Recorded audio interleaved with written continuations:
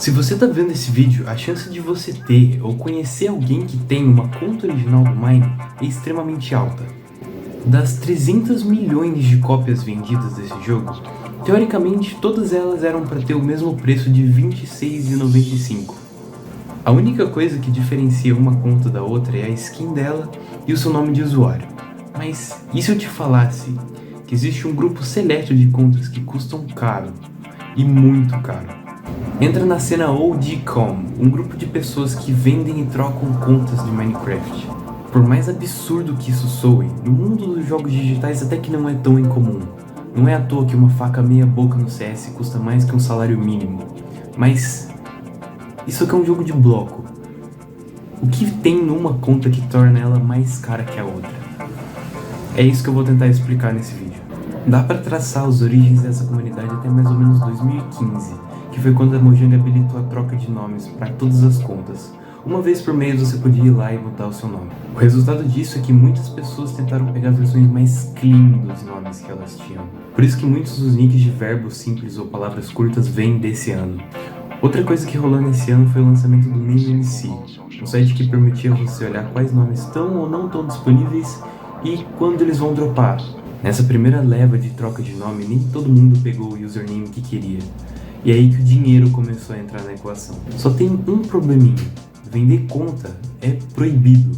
E essa comunidade está numa constante corrida dos ratos contra a Mojang para que eles possam vender as contas deles num cenário mais underground e eles para banirem o maior número de contas vendidas o possível. Se você não conseguiu trocar nem comprar sua conta, tem a opção secreta de hackear a conta do dono e mudar as informações dela antes que ela possa recuperar.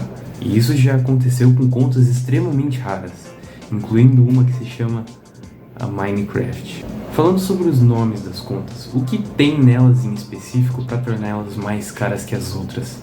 Tem 3 fatores principais que tornam uma conta OG.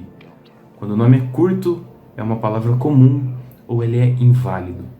Os 2 primeiros são bem óbvios. Uma palavra como chefe vai dar um username muito mais clean do que, sei lá, GamerChef1. Já os usernames curtos, pela sua natureza de serem bem pequenos, existem um número bem baixo.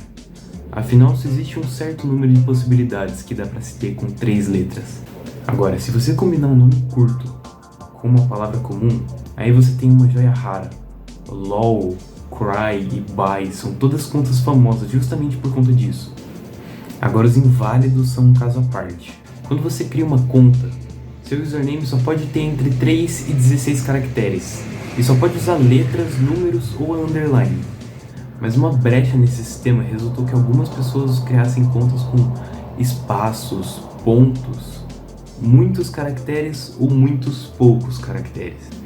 Aqui estão alguns inválidos conhecidos pela comunidade, mas os meus favoritos são esses aqui: 8 e G. Olha pra isso, é até meio esquisito ver uma conta com um caractere só. A 8 ficou famosa por um tempo porque um youtuber gringo gravou jogando nela. Type in chat. Hi. As you can see, the count is just literally 8, and a lot of people actually like that, so I don't think anyone's noticed, besides this guy. How much do you think I bought this account for? $20. Really?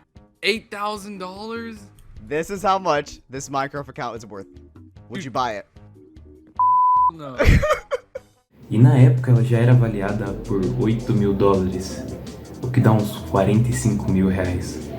Hoje em dia esse valor em dólares está mais para 30 mil. O último caso que torna o nick valioso é quando ele é associado a algum youtuber ou pessoa famosa. Só que esses circulam bem menos nesse mercado. 2 casos que eu me lembro disso foi quando o Yukirito mudou de nome e nunca mais conseguiu pegar ele de volta, ou quando algum brasileiro ganhou acesso à conta do Monark e linkou o usuário dele. Não me pergunte como. Mas tem uma coisa que essa comunidade gosta mais do que nomes curtos. E é aí que os preços começam a ficar absurdos.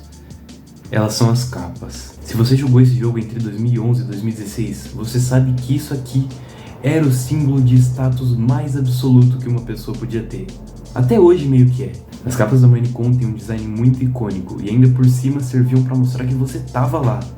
Sabe, eu acho que as Minecons eram aquele tipo de coisa que só podia acontecer na década de 2010. Foi quando rolou um boom das convenções, só que colocar um monte de criança e de gente antissocial nessa situação deu no que deu. Dedicated Wham! I'd just like to ask, how many of you have autism? E é provavelmente por isso que as Minecons acabaram. Uma conta normal que tem uma das capas de 2015 ou 16 vai te custar entre uns 500 e 600 dólares. As mais antigas, de 2011 e 12, um pouquinho mais. Mas quando você tem mais de uma delas, aí começa a ficar esquisito. Entra a Nobleman, por exemplo, uma conta que tem todas as capas de todas as Minecons. Um youtuber chamado The Mr. Epic cobriu elas e falou que o preço flutuava entre 25 mil dólares na época. Mas isso 3 anos atrás. Hoje, com o tamanho dessa comunidade do jeito que tá, eu não duvido nada que seja bem mais. E se você prestou atenção, você provavelmente notou que nessa conta não só tem as 5 capas da Minecon, como uma que não é de nenhum evento. Ela é uma especial.